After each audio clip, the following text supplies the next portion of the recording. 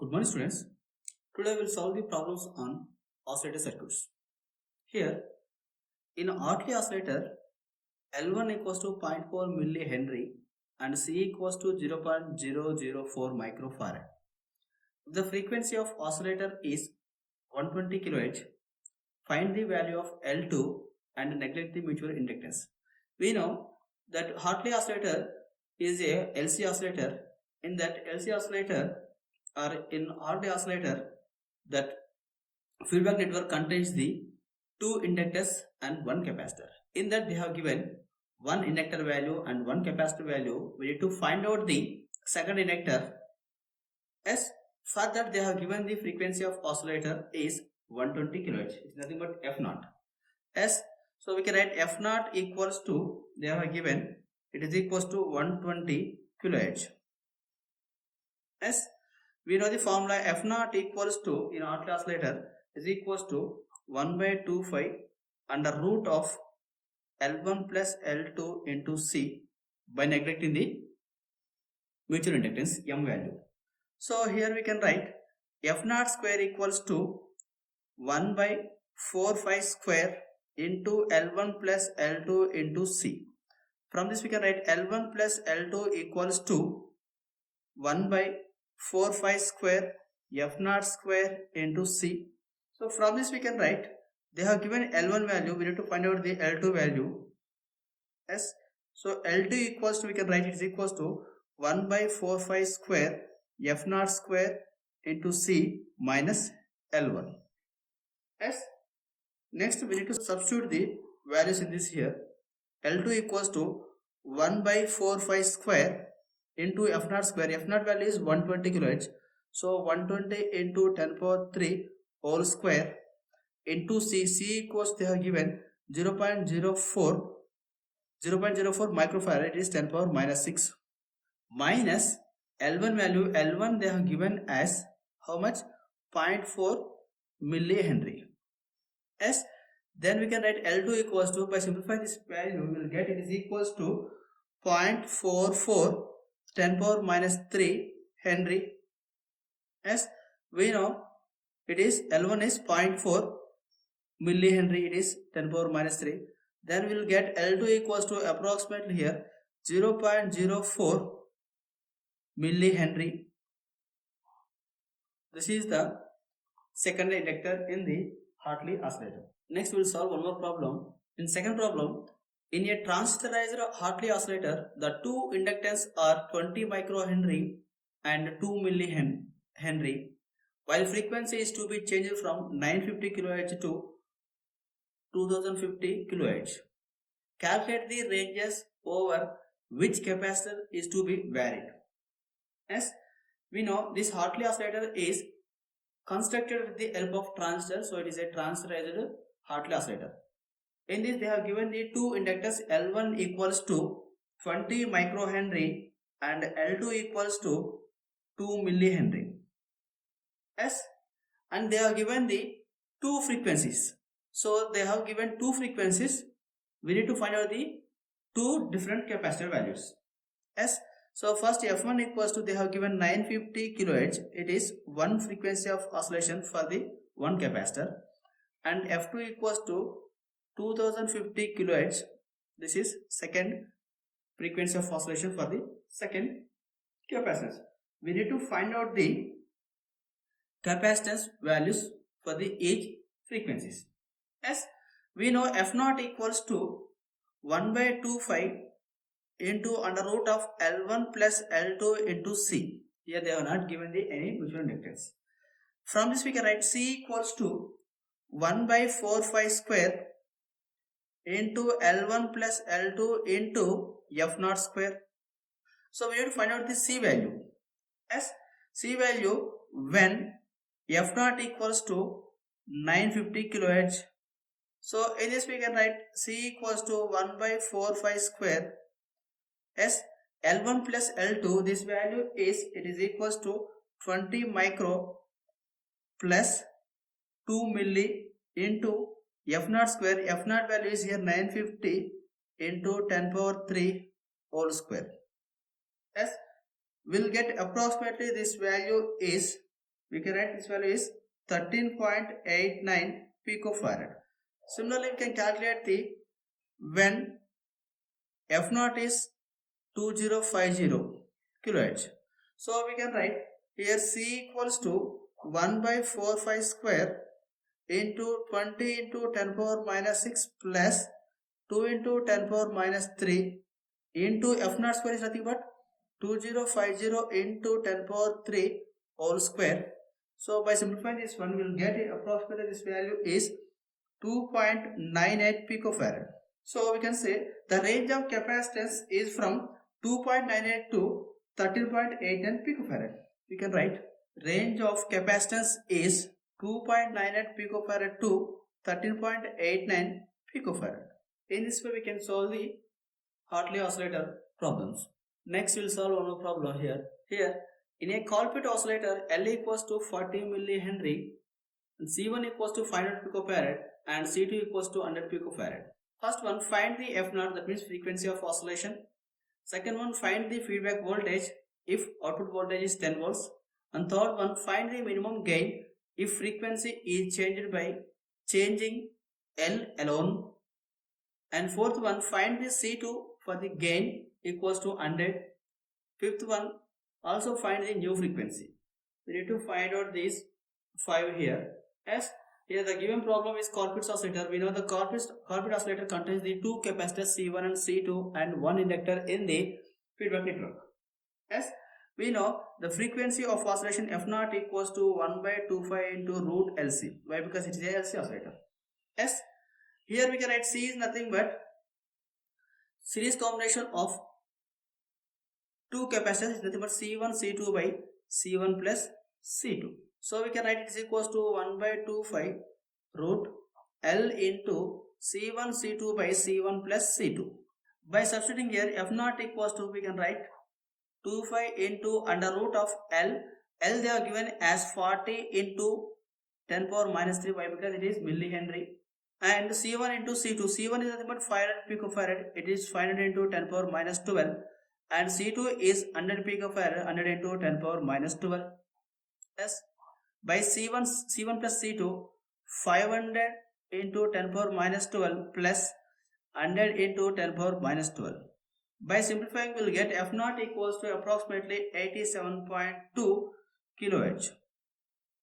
This is the frequency of oscillation. Yes, this is first one. Second one, we need to calculate feedback voltage if V naught equals to 10. We know that beta value is nothing but Vf by V naught. So it is equals to x1 by x2. So we can write it is x1 is nothing but 1 by omega c1 by x2 is nothing but 1 by omega c2. Then we can write it is equals to c2 by c1. So from this we can write Vf value as it is nothing but c2 by c1 into V naught. So from this we can write Vf equals to how much c2? C2 they have given as 100 picofarad and C1 is 500 picofarad and V naught is 10 volts. As from this we can write it is equals to 2 volts. This is 2 volts feedback voltage. And third one, we need to calculate the minimum gain if frequency is changed by the changing inductance alone. Yes. So here we can write gain depends on C1 and C2 only, not on inductance. So gain depends on C1 and C2 and independent of inductance. Yes.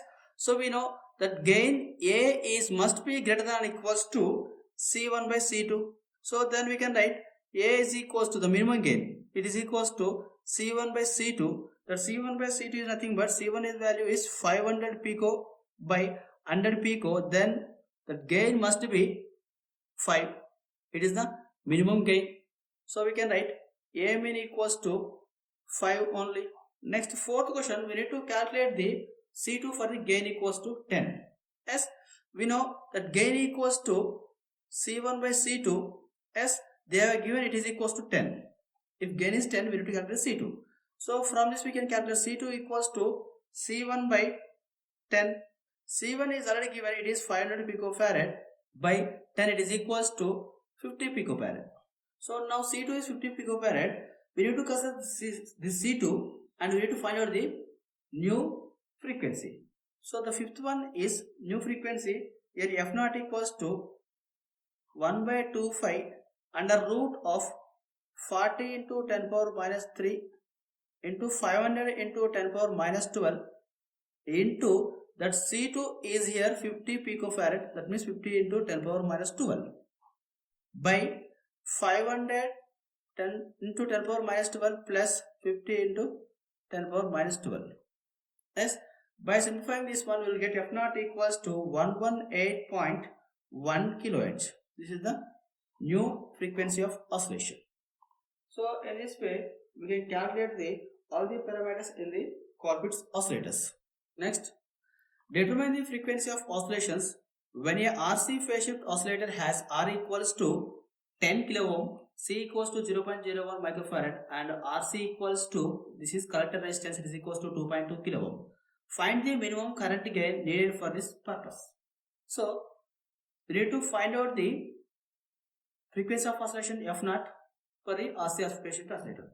We know that F naught equals to 1 by 25 RC into under root of 6 plus 4K. So that K equals to, we know, RC by R. This RC is nothing but collector resistance. They have given it is equals to 2.2 kilo ohm. By R equals to, they have given 10 kilo ohm. From this we can write it is equals to 0.22. Yes, here F naught equals to 1 by 25. Here R equals to 10 kilo ohm. C equals to 0.01 microfarad. And this 6 plus 4K, 6 plus 4 into 0.22. Then we'll get F naught equals to 607 hertz. This is F naught. Yes. So we know we need to calculate the minimum current gain for this purpose. So we can write for sustained oscillation, the minimum value of HFE is, we can write this HFE is greater than or equals to 23 plus 4K plus 29 by K. We know this condition. So by substituting here, we'll get HFE equals to, HFE is greater than, it is equals to 23 plus 4 into 0.22 plus 29 by 0.22. As we'll get HFE must be greater than the 155.6. This is the minimum. HFE minimum equals to 155.6. Next, we will solve a problem here. In a Wien bridge oscillator, if R equals to 100 kilo ohm and F naught equals to 10 kilohertz, find the value of C. So in Wien bridge oscillator, we know frequency of oscillation F naught equals to 1 by 25 RC. Yes.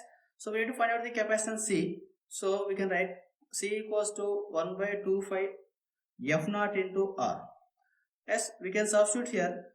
25 F naught is given as 10 kilohertz and R is given as 100 kilo ohm. By simplifying this value, we will get this value is equals to 159 picofarad. So we can write C equals to 159 picofarad here. Next problem.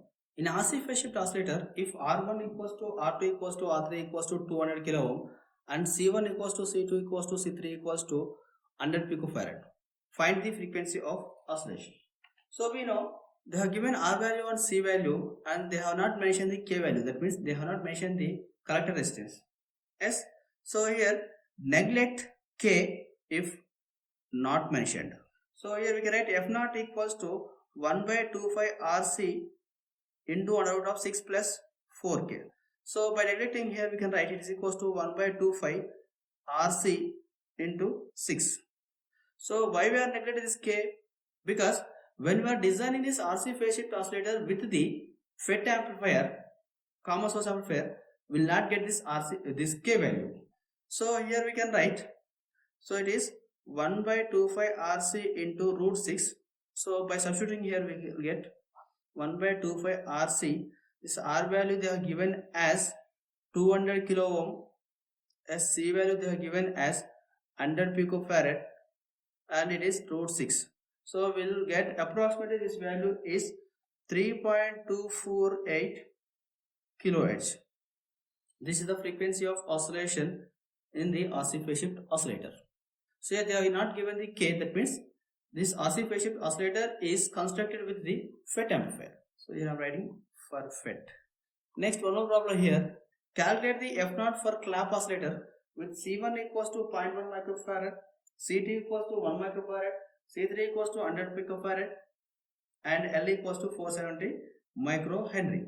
As we know, this clamp oscillator is also LC oscillator, so we can write frequency of oscillation equals to 1 by 25 into under root of LC.